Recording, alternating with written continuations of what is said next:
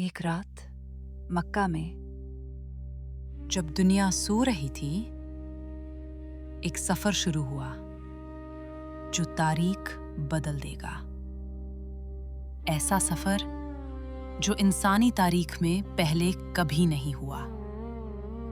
ये वो दौर था जब नबी सल्लल्लाहु अलैहि वसल्लम की जिंदगी का सबसे मुश्किल वक्त चल रहा था। उन्होंने खो दिया था अपनी सबसे करीबी साथी खदीजा रज़ी अल्लाहु अन्हा और अपने सबसे बड़े हिमायती अबू तालिब। मक्का अब पहले जैसा नहीं रहा था।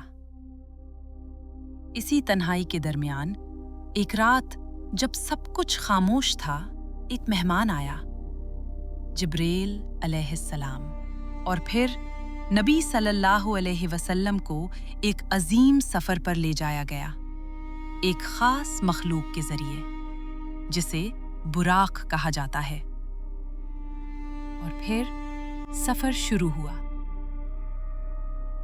सफर का पहला स्टॉप था मस्जिद अल अक्सा, एक मुक़द्दस जगह जहां तमाम अंबिया जमा हुए और नबी सल्लल्लाहु अलैहि वसल्लम ने उनकी इमामत करवा दी।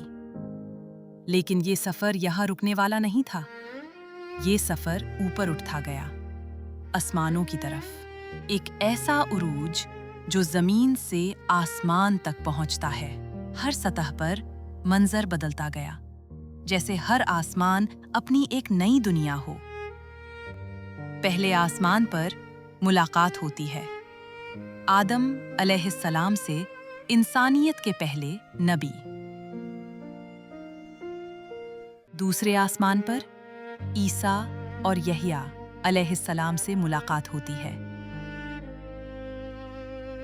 तीसरे आसमान पर यूसुफ अलैहिस्सलाम, जिन्हें हुस्न का एक खास हिस्सा अता किया गया था।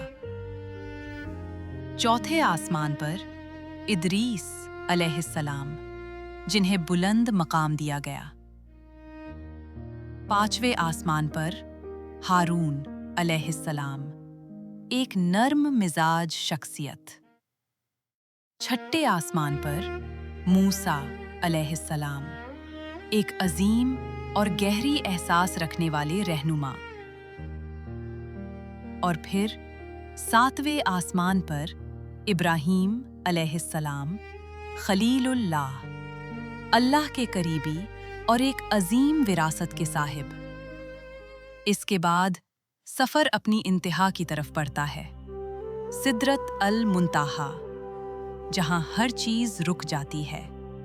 यहीं इस अजीम सफर का सबसे बड़ा तोहफा दिया गया, सलाह। 50 नमाजों का हुक्म। लेकिन वापस आते हुए मूसा अलैहिस्सलाम ने मशवरा दिया कि ये उम्मत इतना बोझ नहीं उठा पाएगी। और फिर ये फर्ज कम होता गया, यहां तक के 5 रह गया, लेकिन अजर 50 का ही रहा। ये सब कुछ सिर्फ एक रात में हुआ, और आज भी हर नमाज में हम उस सफर का हिस्सा बन जाते हैं।